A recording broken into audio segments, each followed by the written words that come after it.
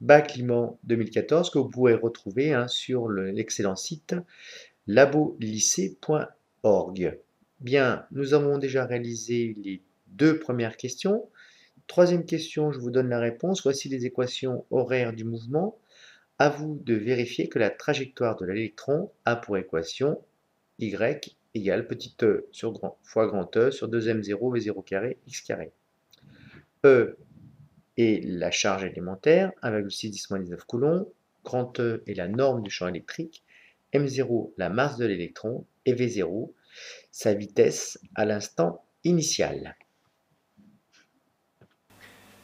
Déterminons l'équation de la trajectoire dans le soir qui tombe. C'est y en fonction de x et non plus x et y en fonction du temps. Ça, ce sont des équations horaires, car il y a le temps. Ici, c'est y en fonction de x. On va voir que y en fonction de x, déjà, c'est une forme de parabole. Donc ça doit avoir, évidemment, une équation de parabole. Alors, il faut éliminer, évidemment, le temps t. Quelle est la feinte? La feinte du siècle, c'est quoi? Eh bien, on peut écrire dans la première équation, ici, que t égale x sur v0.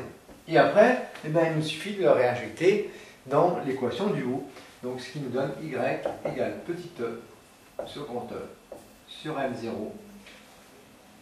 fois 2 multiplié par t au carré. Attention, quelque chose qu'on a au carré, on le met toujours entre parenthèses, x sur v0.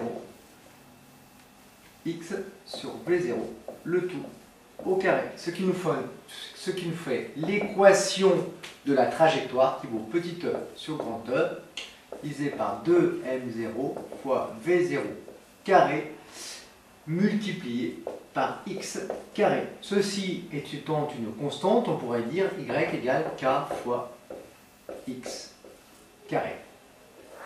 Voilà l'équation de cette parabole.